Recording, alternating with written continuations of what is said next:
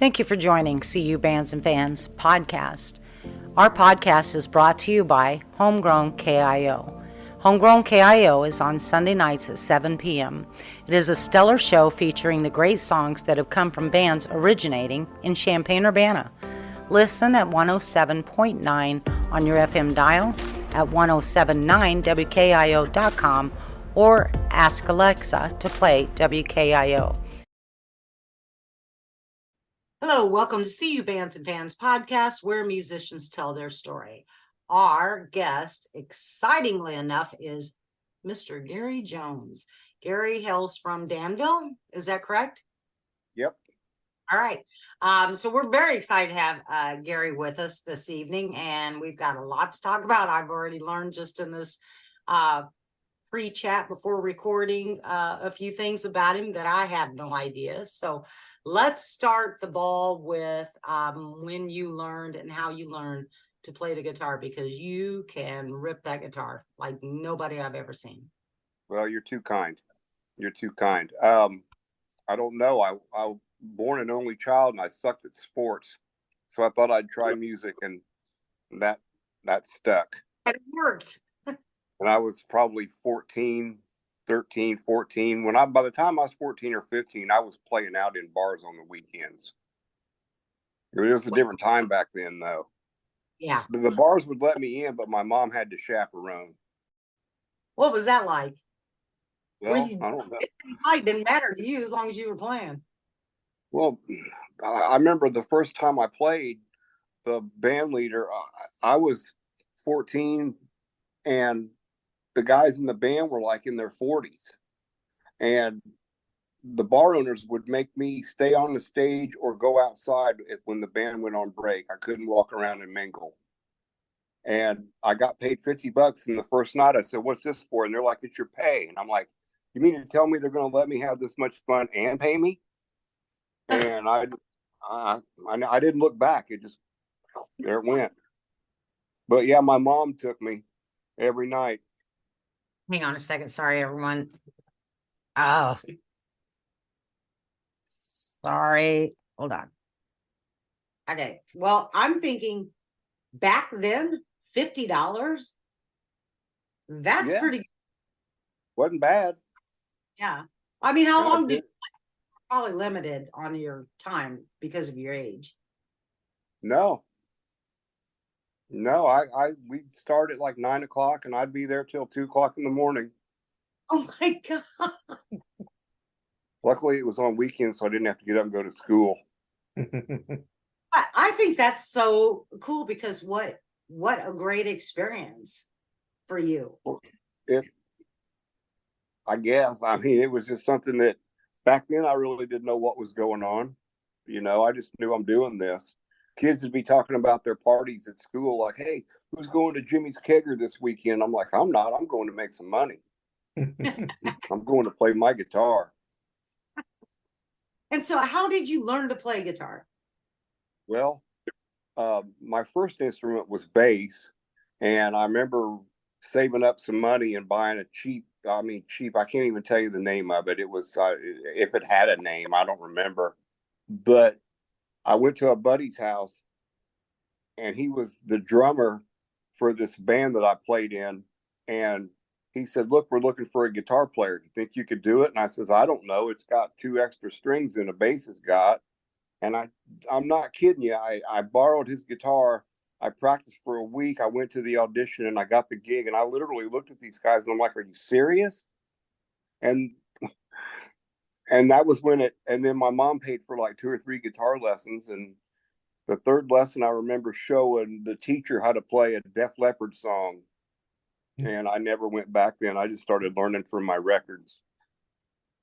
Because you know what? You truly, anybody that has seen you play, he's killer, isn't he, Zach? Yes. Well, yeah, definitely. I appreciate that. Phenomenal. I think it's just, I don't know. It's 43 years I've been doing this. 43 years this year, so it's wrapping up. So it'll be 44 years here, and I don't see any time I'm going to be quitting anytime soon. I hope. Uh, the blues band I got right now is we're doing great. So what's the name of this blues band that you're in now? The Danville Blues Coalition. Okay, and that is a band. Yep, that is Okay. a band. Yeah, Who's I've in it? noticed you've gotten a lot of shows in the Danville area. Man, Zach, they're keeping us busy over here. We got Yeah. these three ladies that own these bars, and we just kind of bounce from. We did a little summer tour from bar to bar to bar, and sometimes in Oakwood, but mainly these three bars kept us busy all summer. Of course, we're doing beer gardens on Sunday afternoons, and that's all going to change. Yeah, it's the weather.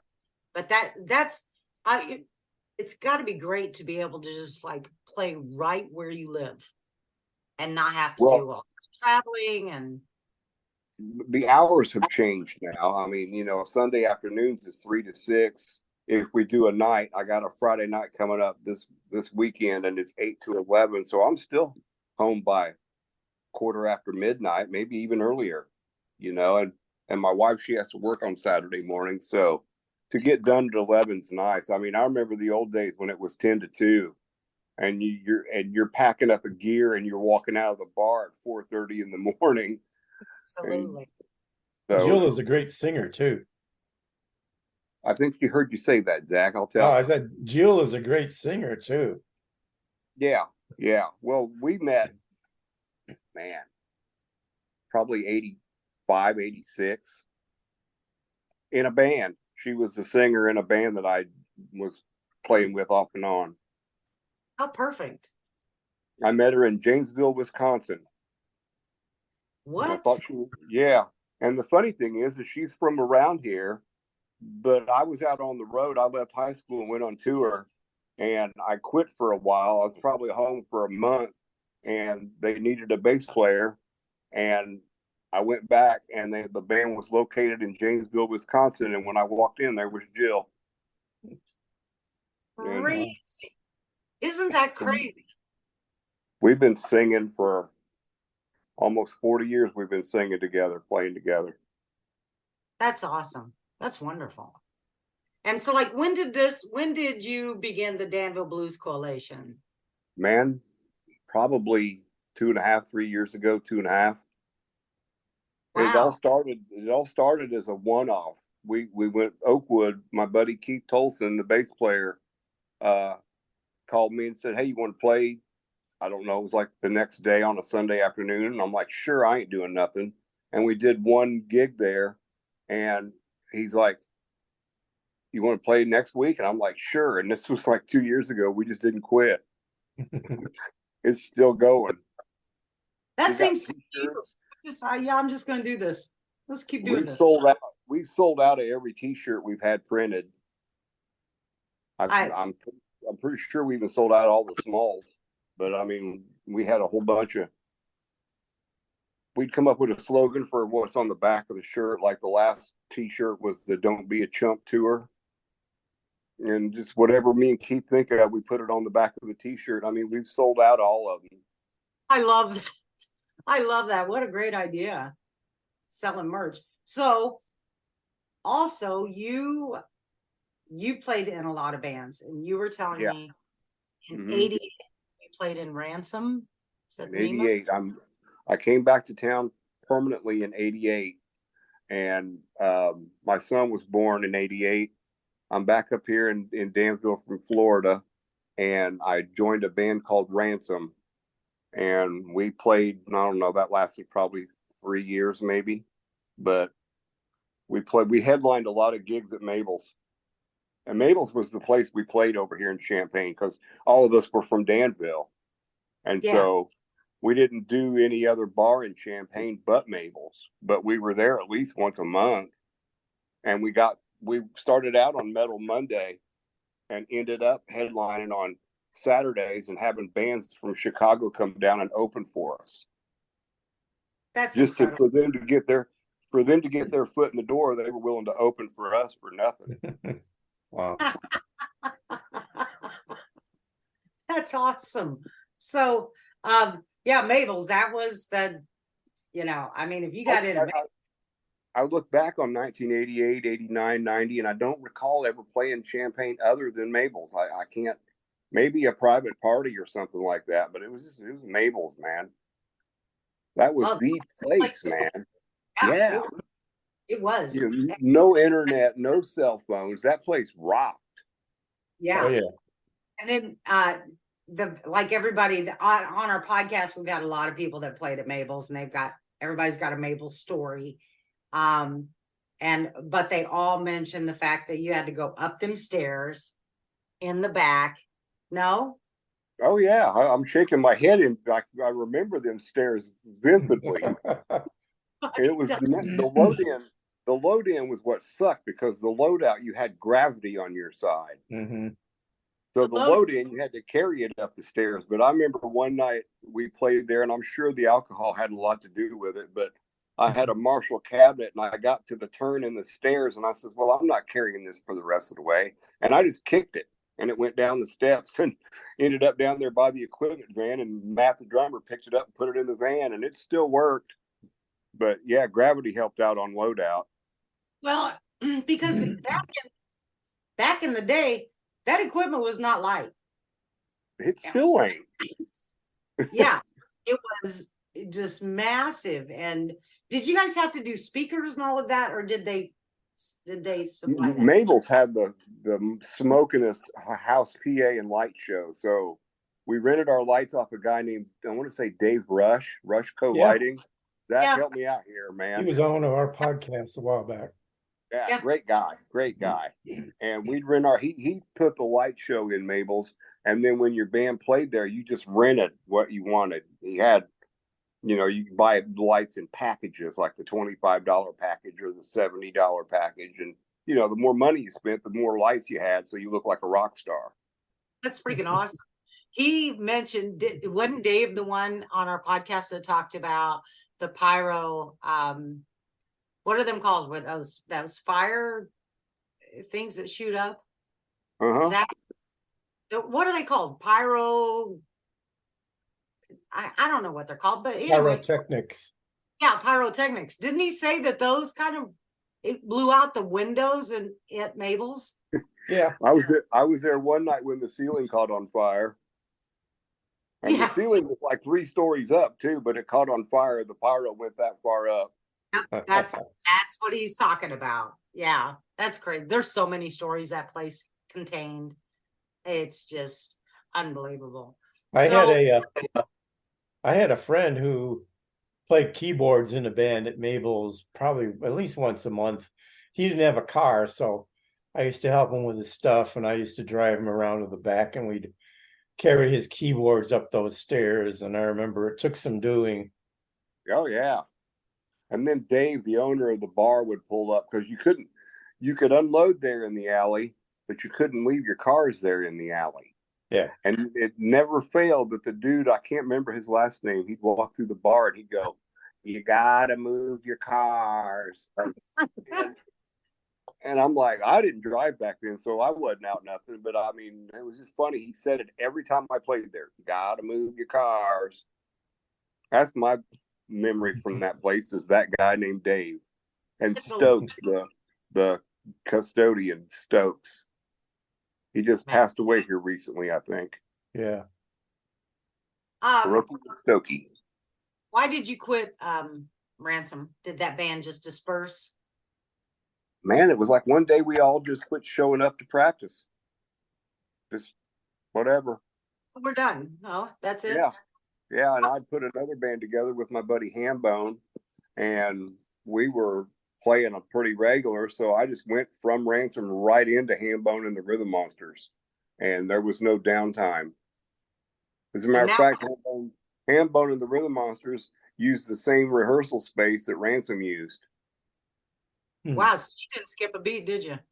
No, man, we even used the same PA that was in there. So in did that last up until because he passed away a few years back, right? Hambone and the Rhythm Monsters didn't last that long, probably 2 or 3 years, maybe. If you can get 4 years out of a band, you're without losing major members, you're doing pretty good. You know, Yeah. I mean, when you're young and you're in your teens and you're in high school, you think, well, I'm gonna put a band together, and that band is gonna be the band that you retire from. And it's never like that. You go through 100 bands in your life. You just when you're in one, you dig your heels in and you do it. But I I think 3 years for the Rhythm Monsters, and then we would have reunions.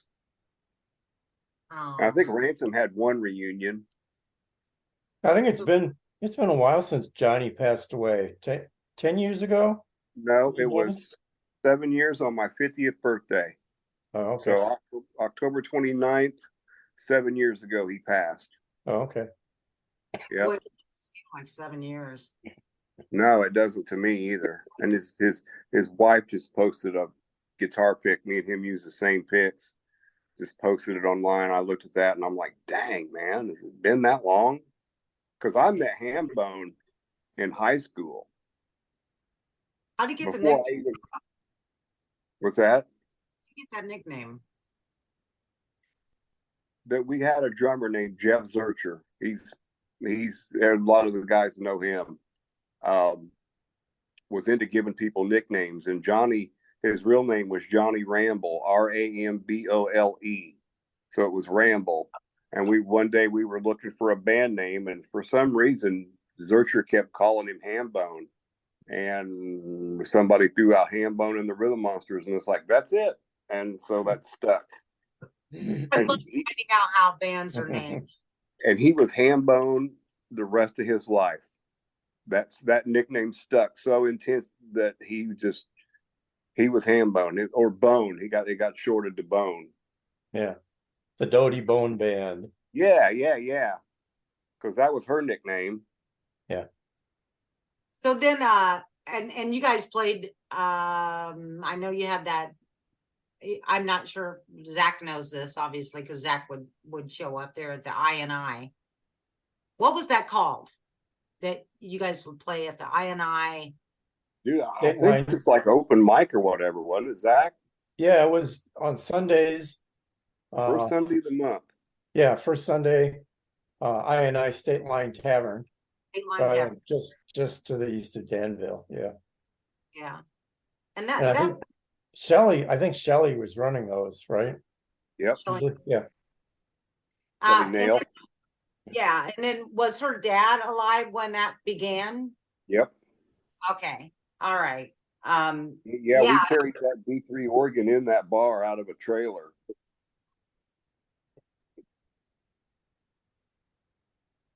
Wasn't that and the Leslie cabinet? It was huge.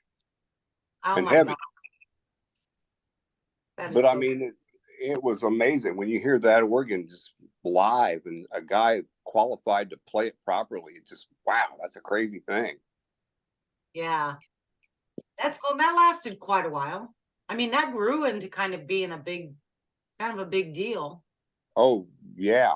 I seen it wall to wall people. You couldn't get out the front door. You had to go out the back door to go around to the bathroom. Mm-hmm. It's just wall to wall. That is fantastic. You also, so I want to ask you, there's a few things I want to ask you. And then, and one of which is, so I'm gonna ask you this first so I don't forget, but you tend to favor the guitar that you play. Is that your only guitar, or is there a reason you favor that? Because anytime I see you, that you've got that guitar. Which one are you talking about? The one in the picture that you? Yeah. Yeah, with the stripes on it. Well, that was I played cheap guitars. I got that guitar. It's a Gibson Explorer, and I got it brand spanking new in 1984. And my mom took me to Terre Haute with a buddy of mine, Bob Greer, who's another player around here, but he was older than me. I was still a teenager in 84. I mean, I was still in high school because my graduating class was 84. So that guitar has been with me through everything, traveling the country, addiction. And before my mom passed, she said, "Hey, you still got that blue guitar I bought you?" And I said, "Yes, ma'am." And I do. It's locked up in my office right now. I still got it. So I I don't take it out as much anymore because a friend of mine gifted me a nice Epiphone Les Paul that I've been playing the paint off of. But I keep the 84 Gibson locked up in my office, and it gets brought out on special occasion. Yeah, It that's got pretty. it got rebuilt, so it's not like it's an old beater. I mean, it's an old beater as far as the paint turned to different colors, and it's got freaking stickers on it. And I mean, I beat it up, but it plays great. Yeah. I What just a, don't want to. I don't want to risk any injury to it by having it someplace it shouldn't be. yeah, because that's got some, well, it's got some sentimental value to you. You know, it means something. Well, I'm playing cheap guitars as a kid. And my mom said, "Look, if you stick with it, I'll buy you something nice." And I seen the Scorpions in like 1983, and the guy from the Scorpions come out playing one. And I looked at my buddy. I was with Hambone that night, and I beat him on the shoulder, and I says, "Dude, I'm gonna get one of them guitars." And the next year, my mom took me to Terre Haute. Oh, I love that. I love that. That's great. And Yeah, because I Hambo kept saying, "Quit hitting me."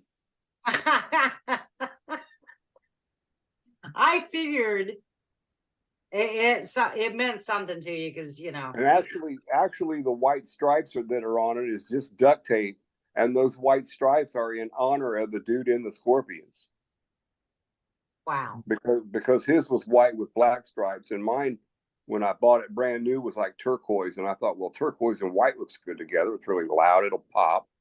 So the stripes I put them on there just because of that guy. That's cool. Yeah, that's a great story about that guitar. Now, you also played in, so this is a two-part question. You played in King's Highway. Yep. Did you play in the original King's Highway and then the second? Okay. Part 2 was me. Okay. I don't know who was in part 1.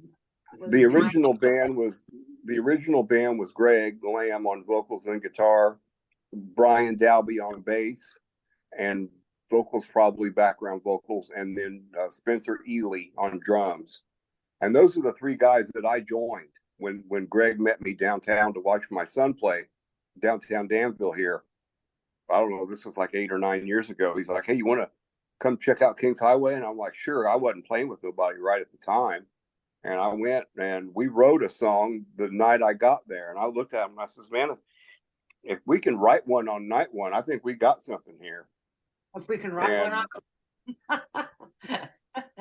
I love that. So, but yeah, they had tried out some other guitar players. Some of them hung out for a little while. I don't know how long they were a band before I got there. But when I know that there was just the 3 of them for a long time. You guys, when you joined them and they came back, because they were done for a while, and then they just revived it, brought you in, and then you guys did a lot of original music.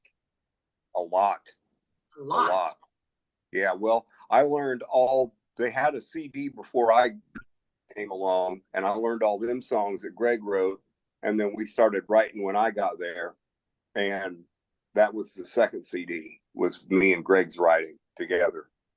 And they play that one. They play some songs off of that one on Homegrown KIO. Yeah, once in a while. And I've got the CD, and I've also got you guys on Spotify. And I've also seen you live a couple of times. And I've taken your photos and stuff like that. But seeing you guys live was one of the best. It's hard to explain, but doing what Zach and I do, a lot of times you see things through the camera. So you're really seeing a visual picture, or you're anticipating a move of an artist or something to capture. So I was doing that, but also there was many, many moments where I was like, I want to experience this without this obstacle between us. And it was I don't, there's just like really no words for it. You really truly are. And I mean this just like seriously mean this. You are so extremely freaking talented and you Well, just kill it. well, on it. thank you, Terry. That's nice. It's That's you would nice. go into solos that's like I just want to just scream. It's just so awesome. Well, thank you. Well, None of it's contrived or made up. Everything that you hear me playing, I'm shooting from the hip. It's all improvisation because I get bored if I have to play the same thing too many times. you can tell that because, and I even have a video of you guys. It was in Danville. Can't remember the name of the venue. It was a pretty large venue. And they had went through a few. Gosh darn it, I can't think of the name of it. That's terrible of me, but Indoors or outdoors? it was indoors. Stage kind of in the corner. They had motorcycles and stuff. Oh, that was probably a poker run or something at the Knights of Columbus. Nope. It was no. You're talking about Shovelheads. Yes. So that was it. Yeah, the bar and the stage in the corner, kind of up in the air. Yep. Yes. And you went off into this, like Greg was singing or whatever, and then he stepped back for a minute and the drums were kicking in, the whole thing. And then it just like suddenly there was you and you stepped up. You went into this freaking solo that was just like the coolest thing ever. And I did video that. I videoed that. I watch that once in a while still because I'm like, imagine that. Yeah. Imagine that. That was really, really cool. Well, I appreciate that. Yeah, absolutely. I mean, give kudos to when it's due, and you are definitely due for that. You also, your son is James Jones. Yep. Which is a chip off the old block. Yep. Now, the first time I met James, I think, Zach, you'd seen him before me. Probably out the eye and eye. Yeah. Zach, you've seen yeah, James. I've seen him a long time. I have a story that he told once. I don't know what your version of it would be, but he was saying that he was learning to play the guitar, and he said you gave him a blues CD and said something like, "Here, learn the guitar parts on this, and then come and talk to me." Well, I might have. I don't know. The craziest thing that I experienced was after my mom passed, we moved into her trailer. His bedroom became my old bedroom. I'm sitting out in the front room. He's learning Iron Maiden on the guitar that Terry's talking about in my bedroom. And it's the same Iron Maiden that I learned on that guitar in that bedroom. Life is a circle. Man, talk about it. That's crazy. The first time I met him, or I have heard about him. But we were at Boomerangs, and it was one of their summer block party. I don't know if it was a fundraiser. I don't know what it was, but he was there, and he was in the span, and Zach's like kind of up in the center, so I'm like up there. I get up there next to Zach, so I'm like, I really want to check this out because I've heard so much about him, and they kick in and they start to play, and I'm going, oh my God. I'm looking at Zach going, oh my God. And Zach's like, I know. So James, he gets to this solo part where he's going to kick into a solo. He takes his cigarette, puts it in his mouth, gets up on his tiptoes, and just goes nuts. And I was like, yes, this is the best thing ever. Like, I love that. And I walked away. I remember that to this very moment.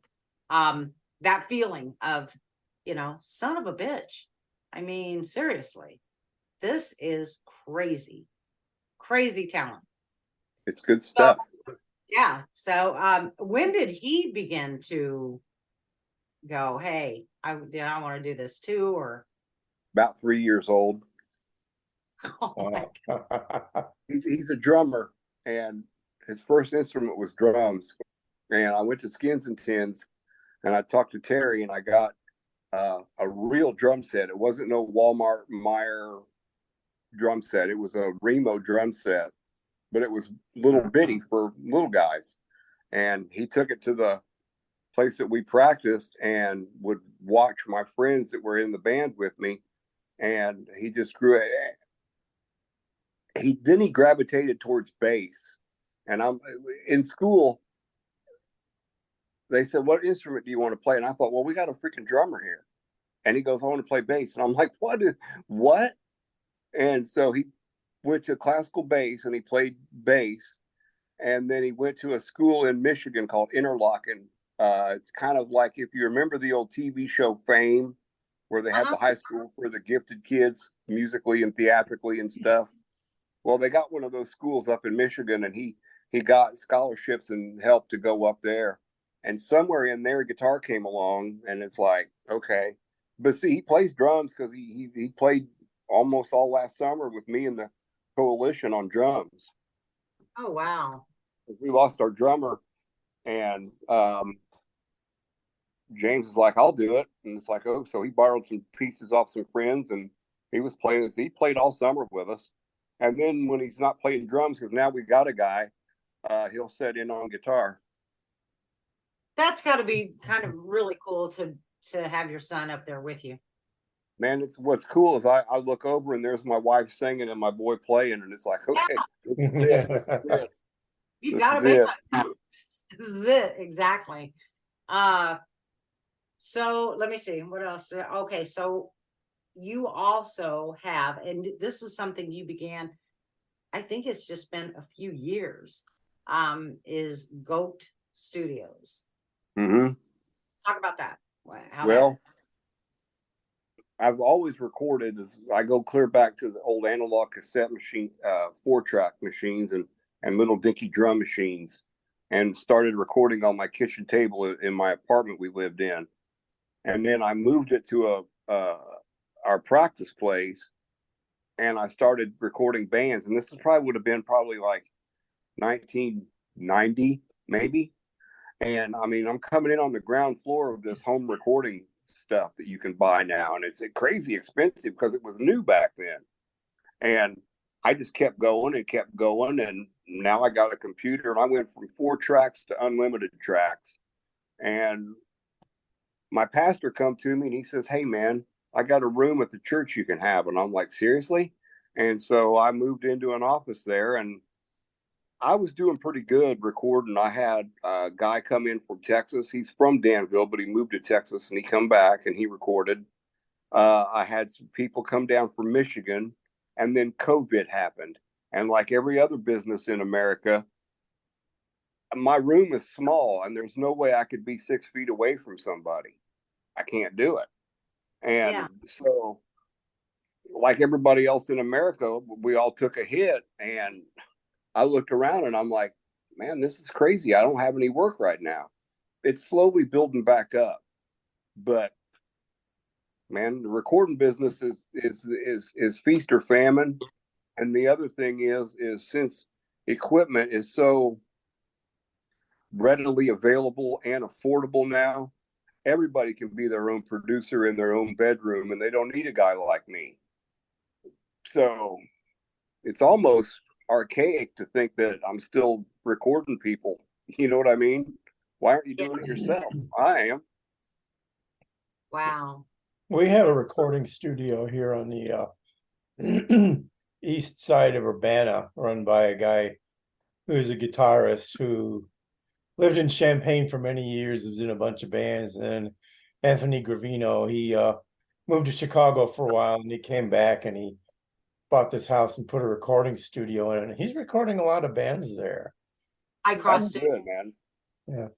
I'm glad somebody's working and doing it. I got a couple of people that come to me about once a month, and they'll do like one song, and then it'll be slow for a couple of months. And so you are still doing this though? Yeah. You haven't shut this down? This is No, something- Okay, so, so let's just say, to anyone listening to this podcast, talk to Gary. If you got some stuff you want to get recorded or whatever, give him a shout and talk to him about it. And, I got a good project studio where you can do a demo of something. If you're, my target audience so far has been like singer-songwriters that don't have a band. yeah, Because my biggest downfall right now is I can't really do live drums, but I can program them because I've been programming them for the last 25 years. So I can do you a good demo, reasonably priced. somebody was telling me, the same thing as far as like the live drums. They don't do the live drums, but they can add them in, but they add them in. We'll see in that SoundCloud website that I told you about, looking up Goat Studios. All that is me. It's me on all the instruments except for the vocals. Cool. I can't wait to get to, go and listen to what you got. So that SoundCloud he's talking about is called Goat Studios 2020. Yep. On SoundCloud. We will have that link at the on this podcast as well, and a link to Gary's Facebook page, in case you want to contact him or whatever. We'll have some contact information. Gary, if you got an email or something, give that to us. I also teach guitar lessons and bass lessons if anybody's interested. See, if you live in the area. And let me tell you something. If you need to learn guitar, this is the man. Yeah. To learn There from. you go Yeah. again.